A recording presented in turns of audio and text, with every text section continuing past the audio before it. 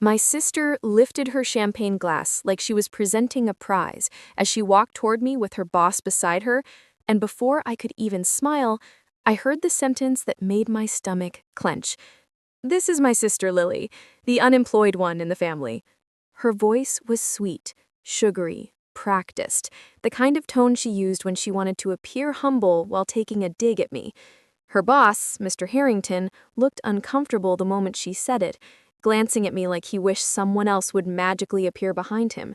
The guests nearby caught the remark and paused mid-conversation, turning just enough to get a good look at the pathetic sister they'd heard about. "My name is Lily. I'm 27, and 3 months ago my company downsized, halved the entire marketing department, and I lost my job.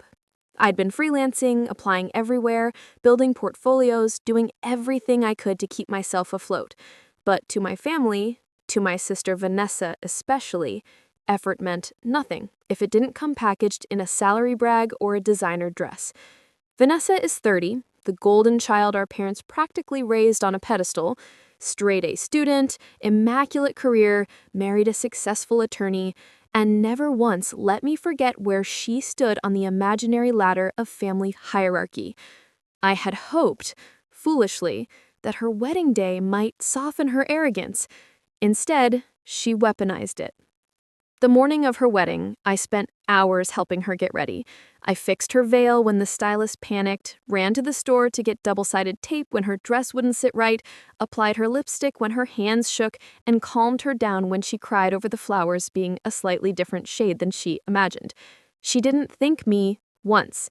She didn't acknowledge me once. I told myself it didn't matter. It was her day, not mine. And maybe if I stayed quiet and helpful, we'd make it through the night without the usual sting of comparison. During cocktail hour, I stood alone, nursing a glass of water, doing my best to blend into the elegant chaos of 200 guests and a live band. That's when Vanessa approached, glowing in her gown, hair pinned with crystals, her smirk sharp enough to cut glass. She reached for her boss's arm, leaned slightly toward him, as if sharing a secret, and introduced me with that single, humiliating word, unemployed. I felt heat rise in my face, but before I could defend myself, she laughed, tossing her head back dramatically. "She's been figuring life out for months," she added, loud enough for 3 tables to hear. Mr. Harrington muttered something about hoping I'd find something soon. Vanessa only smiled wider, pleased with the discomfort she'd created. Then, without waiting for my reply, she linked arms with him and drifted away, leaving me standing there like a display piece labeled failure. I hurried to the restroom, locked myself in the stall, and tried to breathe, only to overhear 2 bridesmaids walking in. One whispered, "Did you hear what Vanessa said to her sister?"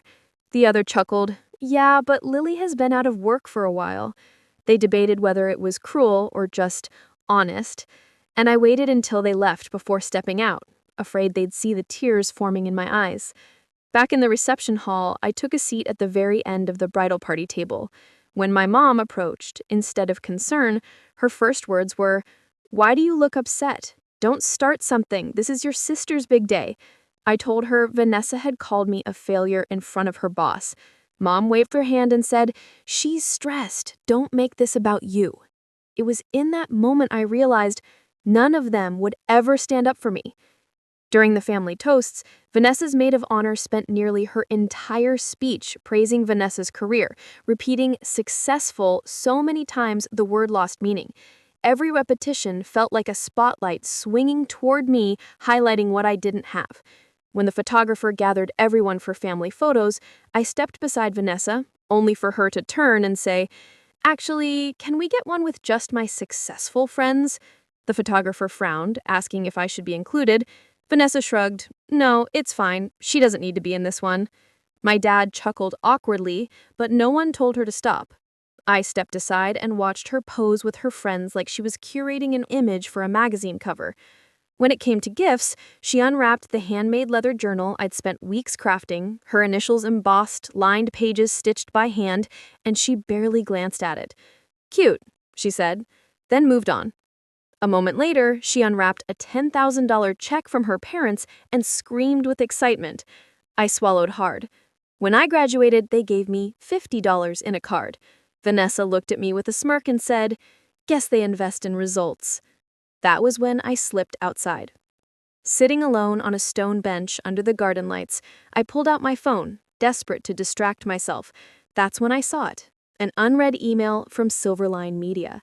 2 weeks earlier, I'd applied for a senior marketing strategist position. I hadn't told anyone, not even my parents, because I didn't want to hear Vanessa's patronizing advice or jokes.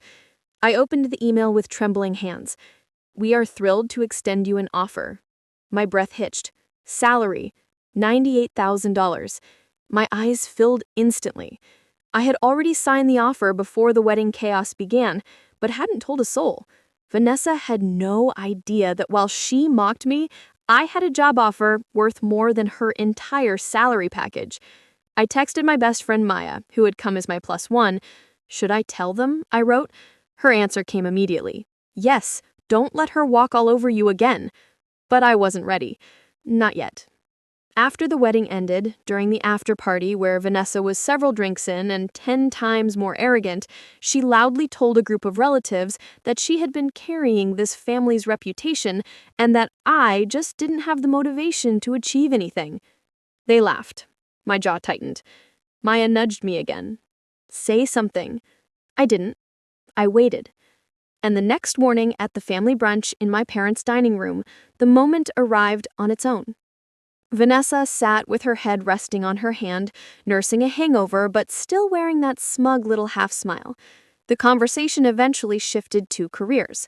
My mom bragged about Vanessa's promotion, her husband chimed in proudly. Then my dad looked at me and asked gently, "Any luck with your job search, Lily?" Before I could answer, Vanessa cut in, rolling her eyes. "Dad, don't pressure her. Corporate life isn't for everyone." Maya shot me a look. "Now." So I set my fork down, straightened my back, and said, "Actually, I accepted a job offer yesterday." The entire table went silent instantly. Vanessa blinked at me like she didn't understand the English language. "What job?" "Senior marketing strategist. At Silverline. I start Monday." Her face drained of color so fast, it was almost impressive. Her husband choked on his juice. "Silverline? That's a huge position." My parents stared at me in surprise, bordering on shock.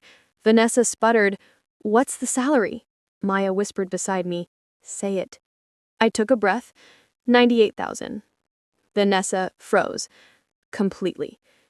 My dad reached for my phone when I offered to show the letter. He read it with raised eyebrows and said, "Lily, this is incredible."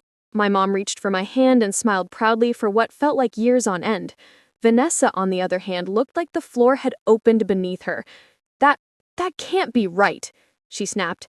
"I make—" But her husband quietly muttered, "She makes more than you." Vanessa glared at him so sharply, he shut up immediately. I looked at her, not with anger, but with a quiet strength I didn't know I had. "I didn't tell anyone because I didn't want to overshadow your wedding, but you spent all night humiliating me. You didn't treat me like a sister. You treated me like a punchline." Vanessa's voice trembled with frustration. "I was joking." "No, you weren't." My mom tried to intervene, saying, "Let's not ruin brunch," but I shook my head. "I'm not ruining anything. I'm just done pretending her behavior is okay." Then I stood, picked up my bag, and looked right at Vanessa. "Congratulations on your marriage, truly. But you don't get to belittle me ever again." She didn't say a word as I walked out the door. A week later, I was sitting in my new office surrounded by a bright creative team, with coworkers who listened when I spoke and a boss who praised my ideas by day 3. I felt myself growing, breathing, becoming someone new, someone confident, someone free. Vanessa texted me once, "Mom says you're upset. Can we talk?" I didn't respond. My mom called later saying, "Your sister feels bad." I told her honestly, she should. When she asked whether I'd forgive Vanessa, I said, "Maybe, but not today." That weekend, Maya and I sat at a rooftop bar celebrating my first paycheck. She raised her glass with a grin and toasted to the unemployed failure. And for the first time in a long time, I laughed, a full, genuine laugh that came from a place of finally understanding that my value was never meant to be measured by my sister's standards. Looking out at the city lights, I realized something. I no longer needed Vanessa to see me. I no longer needed my family's validation. I saw myself clearly for the first time in years, and that was enough. If you've ever been underestimated, dismissed, or belittled by the people who should have lifted you higher, just know this: you are not defined by their opinions. You are not small. You were never small, and someday they'll wish they treated you better.